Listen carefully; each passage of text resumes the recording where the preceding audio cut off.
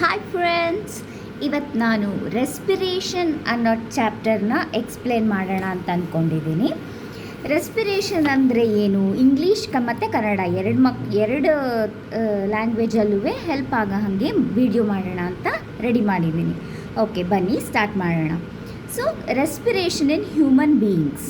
So ಮಾನವರಲ್ಲಿ ಉಸಿರಾಟ ಯಾವ ಥರ ಆಗತ್ತೆ, ನಮ್ಮ ನೋಸಿಂದ ಅದು ಲಂಗ್ಸ್ ತನಕ ಹೋಗಬೇಕು, ಹೇಗೆ ಉಸಿರಾಟ ಆಗತ್ತೆ ಅನ್ನೋದನ್ನ ನಾವು ನೋಡೋಣ. ಸೊ ನೋಸ್ ಒಳಗಡೆ ನಾಸ್ಟ್ರಿಲ್ ಅಂದರೆ ಮೂಗಿನ ಹೊಳ್ಳೆ ಆ ಥರ ಇರುತ್ತೆ. ಅಲ್ಲಿ ಫೈನ್ ಹೇರ್ ಮತ್ತು ಮ್ಯೂಕಸ್ ಅವೆರಡು ಇರುತ್ತೆ. ಯಾಕಂದರೆ ಡಸ್ಟ್ ಪಾರ್ಟಿಕಲ್ಸ್ ಮತ್ತು ಅನ್ವಾಂಟೆಡ್ ಬ್ಯಾಕ್ಟೀರಿಯಾ ಅಂದರೆ ಸೂಕ್ಷ್ಮ ಕೂದಲು ಮತ್ತು ಲೋಳೆಗಳು ಇರುತ್ತೆ ನೋಸಲ್ಲಿ, ಮೂಗಿನಲ್ಲಿ. ಯಾಕಂದರೆ ನಮಗೆ ಬೇಡದೇ ಇರೋ ಅಂಥ ಡಸ್ಟ್ ಪಾರ್ಟಿಕಲ್ಲು ಮತ್ತು ಬ್ಯಾಕ್ಟೀರಿಯಾ ಎಲ್ಲ ಇಲ್ಲೇ ಮೂಗಲ್ಲೇ ಫಿಲ್ಟರ್ ಆಗಿಬಿಡತ್ತೆ. ಅದು ಲಂಗ್ಸ್ಗೆ ಹೋದರೆ ಲಂಗ್ಸು ಇನ್ಫೆಕ್ಷನ್ ಆಗಿಬಿಡತ್ತೆ. ಸೊ ಅದಕ್ಕೋಸ್ಕರ ಇದೆಲ್ಲ ಇಮ್ಯೂನ್ ಬ್ಯಾರಿಯರ್ಸ್ ಅಂತ ಕರಿತೀವಿ ನಾವು ಇಂಗ್ಲೀಷಲ್ಲಿ. ಇದು ಪ್ರೈಮರಿ ಇಮ್ಯೂನ್ ರೆಸ್ಪಾನ್ಸ್. ನ್ಯಾಚುರಲ್ ಆಗಿ ನೋಸಲ್ಲಿ ಹೇರ್ ಇರುತ್ತೆ, ನಮಗೆ ಎಲ್ಲೆಲ್ಲಿ ಹೇರ್ ಇದೆಯೋ ಅದೆಲ್ಲ ಪ್ರೈಮರಿ ಇಮ್ಯೂನ್ ರೆಸ್ಪಾನ್ಸ್ ಅಂತ ಪ್ರೊಟೆಕ್ಷನ್ಗೋಸ್ಕರ ಇರೋದು. ಸೊ ಆ ಕೂದಲುಗಳು ನಮಗೆ ಸೂಕ್ಷ್ಮ ಕೂದಲು ಮತ್ತು ಲೋಳೆ ಎರಡೂ ಮೂಗಿನಲ್ಲಿ ನಾಸ್ಟ್ರಿಲ್ ಅನ್ನೋ ಭಾಗದಲ್ಲಿ ಇರುತ್ತದೆ. ನೆಕ್ಸ್ಟ್ ಬಂದರೆ ಗಂಟಲ ಕುಳಿ ಅಂತ ಕರಿತೀವಿ, ಅದು ಫ್ಯಾರಿಂಗ್ಸ್ನ ನಾವೇನಂತೀವಿ ಗಂಟಲ ಕುಳಿ ಅಂತ ಕರಿತೀವಿ. ಗಂಟಲ ಕುಳಿ ಫ್ಯಾರಿಂಗ್ಸ್ ಇದೇನಂದರೆ ಕಾಮನ್ ಪಾತ್ವೇ. ಅದು common pathway for both respiration and our food particles. ಇದು ನೀವು ಜ್ಞಾಪಕ ಇಟ್ಕೊಳ್ಬೇಕು. ಗಂಟಲ ಕುಳಿ ಅನ್ನೋದು ಅದು it is a common pathway. Epiglottis ಅಂತ ಇರುತ್ತೆ, ಅದು ಕ್ಲೋಸ್ ಆದಾಗ ನಾವು ತಗೊಳ್ಳೋವಂಥ ಫುಡ್ಡು ಈಸೋಫೇಗಸ್ಗೆ ಹೋಗುತ್ತೆ. ಈ ಗಂಟಲ ಕುಳಿ ಅನ್ನೋದು it is a common pathway for both food and air. ಅದನ್ನು ನೀವು ಜ್ಞಾಪಕ ಇಟ್ಕೊಳ್ಳಿ. ಸೊ ನಾವು ಊಟನ ತಿಂದಾಗ ಈ ಗಂಟಲ ಕುಳಿ ಇಲ್ಲಿ ಎಪಿಗ್ಲಾಟಿಸ್ ಅಂತ ಇರುತ್ತೆ. ನಾವು ಊಟ ಹೀಗೆ ಅಥವಾ ಸಲೈವಾನೇ ಆಗಲಿ ನುಂಗಬೇಕಾದ್ರೆ ಆ ಎಪಿಗ್ಲಾಟಿಸು ಕ್ಲೋಸ್ ಆಗುತ್ತೆ. ಆ ಕ್ಲೋಸ್ ಆದಾಗ ಫುಡ್ಡು ಈಸೋಫೆಗಸ್ಗೆ ಹೋಗುತ್ತೆ. ಓಕೆನಾ? ಉಸಿರಾಟ ನಡೆಯುವಾಗ ಏರು ಲಂಗ್ಸ್ಗೆ ಹೋಗುತ್ತೆ. ಈ ಡಿಫ್ರೆನ್ಸ್ನ ತಿಳ್ಕೊಬೇಕು.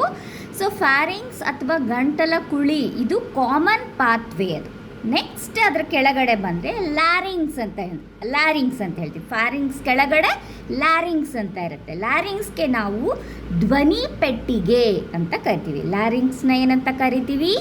ಧ್ವನಿ ಪೆಟ್ಟಿಗೆ ಅಂತ ಕರಿತೀವಿ. ಅದುವೇ ಫ್ಯಾರಿಂಗ್ಸ್ ಕೆಳಗಡೆ ಲ್ಯಾರಿಂಗ್ಸ್ ಇರುತ್ತೆ. ಅದ್ರ ಕೆಳಗಡೆ ಹೋದರೆ ನೆಕ್ಸ್ಟ್ ಏನಾಗುತ್ತೆ? ಟ್ರೇಕಿಯಾ ಅಂತಿರುತ್ತೆ. ಟ್ರೇಕಿಯಾ ಅಂದರೆ ಶ್ವಾಸನಾಳ ಅಂತ ಇರುತ್ತೆ. ಅದೇನಂದರೆ ಅದು ಕಾರ್ಟಿಲೇಜ್ ಥರ, ರಿಂಗ್ ಆಫ್ ಕಾರ್ಟಿಲೇಜ್ ಅಂತ ಅದು ಟ್ರೇಕಿಯಾ ಅದು ಫಾರ್ಮ್ ಆಗಿರೋದು. ಸೊ ಶ್ವಾಸನಾಳ ಇರುತ್ತೆ ಅದ್ರ ಲ್ಯಾರಿಂಗ್ಸ್ ಕೆಳಗೆ. ಲ್ಯಾರಿಂಗ್ಸ್ ಕೆಳಗೆ ಟ್ರೇಕಿಯಾ ಇರುತ್ತೆ. ಟ್ರೇಕಿಯಾಯಿಂದ ಎರಡು ಬ್ರ್ಯಾಂಚ್ ಆಗುತ್ತೆ, ಲೆಫ್ಟ್ ಮತ್ತು ರೈಟ್ ಅಂತ.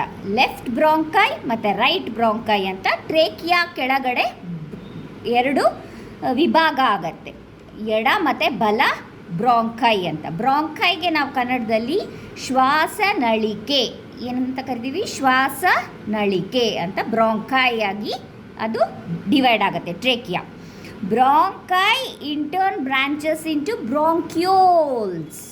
ಬ್ರಾಂಕ್ಯೂಲ್ಸು ಇನ್ನೂ ಫರ್ದರ್ ಸ್ಮಾಲ್ ಟ್ಯೂಬ್ಸಲ್ಲಿ ಬ್ರಾಂಚ್ ಆಗುತ್ತೆ. ಅದಕ್ಕೆ ನಾವು ಬ್ರಾಂಕ್ಯೂಲ್ಸ್ ಅಂತ. Bronchi divides into bronchioles. ಬ್ರಾಂಕೈಗೆ ಶ್ವಾಸನಳಿಕೆ ಅಂತ ಕರಿತೀವಿ, ಬ್ರಾಂಕ್ಯೂಲ್ಸ್ಗೆ ಶ್ವಾಸನಳಿಕೆಗಳು ಅಂತ ಕರಿತೀವಿ. ಓಕೆನಾ? ನೆಕ್ಸ್ಟು ಈ ಶ್ವಾಸನಳಿಕೆಗಳು ಅಂತ ಏನು ಹೇಳ್ತೀವಿ, ಅದರ ತುದಿನಲ್ಲಿ they form thin tubes and form balloon like structures called alveoli. So ಕೊನೆಯದಾಗಿ ಬ್ರಾಂಕ್ಯೂಲ್ಸ್ದು ಎಂಡಲ್ಲಿ ಒಂದು ಬಲೂನ್ ಥರ ಪುಟ್ ಬಲೂನ್ಗಳ ಥರ ಇರುತ್ತೆ. ಅಲ್ಲೇನಾಗುತ್ತೆ? ಆಲ್ವಿಯೋಲೈ ಅಂತ ಇರುತ್ತೆ. ಆಲ್ವಿಯೋಲೈಯಲ್ಲೇ ನಮ್ಮದು ಎಕ್ಸ್ಚೇಂಜ್ ಆಫ್ ಗ್ಯಾಸಸ್ ಅಲ್ಲೇ ಆಗೋದು. ನಾವು ಆಕ್ಸಿಜನ್ನು ಮತ್ತು ಕಾರ್ಬನ್ ಡೈಆಕ್ಸೈಡ್ ಎಕ್ಸ್ಚೇಂಜ್ ಆಗಬೇಕಲ್ಲ ಲಂಗ್ಸಲ್ಲಿ, ಆ ಎಕ್ಸ್ಚೇಂಜ್ ಪ್ರಾಸೆಸ್ಸು ಆಲ್ವಿಯೋಲೈನಲ್ಲೇ ಆಗತ್ತೆ. ಸೊ ಇವಾಗ ನಾವು ಡಯಾಗ್ರಾಮ್ನ ನೋಡೋಣ. ಇಲ್ಲಿ ನೋಡಿ, ಫಸ್ಟ್ ಏನಾಗುತ್ತೆ, ಗಂಟಲ ಕುಳಿ. ಇದು ಗಂಟಲ ಕುಳಿ ಅಂದರೆ ಫ್ಯಾರಿಂಗ್ಸು. ಫಸ್ಟು ಮೂಗಿನ ಹೊಳ್ಳೆ ಅಂದರೆ ನಾಸ್ಟ್ರಿಲ್, ಮೂಗಿನ ಹೊಳ್ಳೆ ನಾಸ್ಟ್ರಿಲ್ಲು. ಆಮೇಲೆ ನೆಕ್ಸ್ಟ್ ಬಂದು ಏನಾಗುತ್ತೆ, ನಾಸ್ಟ್ರಿಲ್ ಬಂದು ಫ್ಯಾರಿಂಗ್ಸ್. ಇದು ನೆಕ್ಸ್ಟ್ ಬಂದು ಲ್ಯಾರಿಂಗ್ಸ್ ಅಂದರೆ ಧ್ವನಿ ಪೆಟ್ಟಿಗೆ. ಅದು ಫ್ಯಾರಿಂಗ್ಸ್ ಅನ್ನೋದು ಕಾಮನ್ ಪಾತ್ವೆ. ಇಲ್ಲಿ ಲ್ಯಾರಿಂಗ್ಸ್ ಇರುತ್ತೆ, ಧ್ವನಿ ಪೆಟ್ಟಿಗೆ. ನೆಕ್ಸ್ಟ್ ಬಂದು ಇದು ಟ್ರೇಕಿಯಾ, ರಿಂಗ್ ಆಫ್ ಕಾರ್ಟಿಲೇಜ್ ಅಂತ ಏನು ಹೇಳಿದೆ, ಅದು trachea in turn gives rise to bronchi. ಇದು ಬ್ರಾಂಕೈ ಇದು, ಓಕೆನಾ. Left bronchi, right bronchi. Okay, trachea ಅಂದರೆ ರಿಂಗ್ ಆಫ್ ಕಾರ್ಟಿಲೇಜ್. ಅದು in turn branches into bronchi. Left right bronchi ಆಗುತ್ತೆ. ಬ್ರಾಂಕೈ ತಿರ್ಗಾ ಬ್ರಾಂಕಿಯೋಲ್ಸ್ ಆಗಿ, ಇದು ಚಿಕ್ಕದಾಗಿ ಟ್ಯೂಬ್ಸ್ ಕಾಣಿಸಲ್ಲ, ಇದು ಬ್ರಾಂಕಿಯೋಲ್ಸ್. ಈ ಬ್ರಾಂಕಿಯೋಲ್ಸ್ ಎಂಡಲ್ಲಿ ಯು ಹ್ಯಾವ್ ಆಲ್ವಿಯೋಲೈ. ಈ ಥರ ಬಲೂನ್ ಸ್ಟ್ರಕ್ಚರ್ ಕಾಣ್ತಿದೆ ನೋಡಿ, ಇದೇನೆ ಆಲ್ವಿಯೋಲೈ. ಬಲೂನ್ಸ್ ಥರ ಕಾಣ್ತಿದೆಯಲ್ಲ, ಇಲ್ಲೇನೆ ಎಕ್ಸ್ಚೇಂಜ್ ಆಫ್ ಗ್ಯಾಸಸ್ಸು ಆಗತ್ತೆ. ಈ ಥರ ಆದಾಗ ನಮಗೆ ಆಕ್ಸಿಜನ್ ನಮಗೆ ಬಾಡಿಗೆ ಸಿಗುತ್ತೆ, ಕಾರ್ಬನ್ ಡೈಆಕ್ಸೈಡು ಬೇಡದೇ ಇರೋದು ಮೇಲೆ ತಿರ್ಗಾ ನಾವು ಎಕ್ಸೇಲ್ ಮಾಡ್ತೀವಿ. ಇದೇನಂತೀವಿ, ಡಯಾಫ್ರಮ್. ಈ ಬ್ರೌನ್ ಲೇಯರ್ ಕಾಣ್ತೀಯಲ್ಲ, ಅದು ಡಯಾಫ್ರಮ್ ಅಂತ ಇರ್ತೀವಿ. ಕನ್ನಡದಲ್ಲಿ ವಪೆ ಅಂತ ಕರಿತೀವಿ. ಸೊ ಇದನ್ನು ಜ್ಞಾಪಕ ಇಟ್ಕೊಳ್ಳಿ.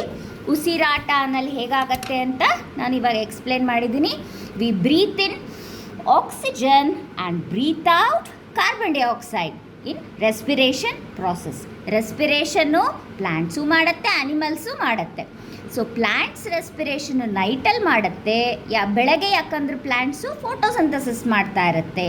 ಅದಕ್ಕೋಸ್ಕರ ಪ್ಲ್ಯಾಂಟ್ಸ್ ಆ್ಯಂಡ್ ಟ್ರೀಸು ಅವೆಲ್ಲ ರೆಸ್ಪಿರೇಷನ್ನು ನೈಟಲ್ಲಿ ಜಾಸ್ತಿ ಅದ್ರ ರೆಸ್ಪಿರೇಷನ್ ಆ್ಯಕ್ಟಿವಿಟಿ ಇರುತ್ತೆ. ಯಾಕಂದರೆ ಬೆಳಗ್ನೊತ್ತಲ್ಲಿ ಲೈಟ್ ಇರೋದ್ರಿಂದ ಫೋಟೋಸಿಂಥಸಿಸ್ ಮಾಡ್ತಿರುತ್ತೆ ಪ್ಲ್ಯಾಂಟ್ಸು. ಅದು ದಟ್ ಈಸ್ ಇನ್ ಪ್ಲ್ಯಾಂಟ್ಸ್.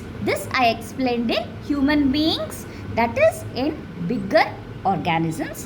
ಅಂದರೆ ಮಾನವರಲ್ಲಿ ಉಸಿರಾಟ ಹೇಗೆ ನಡೆಯುತ್ತದೆ. ಸೊ ಇಂಗ್ಲೀಷ್ ಮತ್ತು ಕನ್ನಡ ಎರಡರಲ್ಲೂ ಹೇಳಕ್ಕೆ ಟ್ರೈ ಮಾಡಿದ್ದೀನಿ.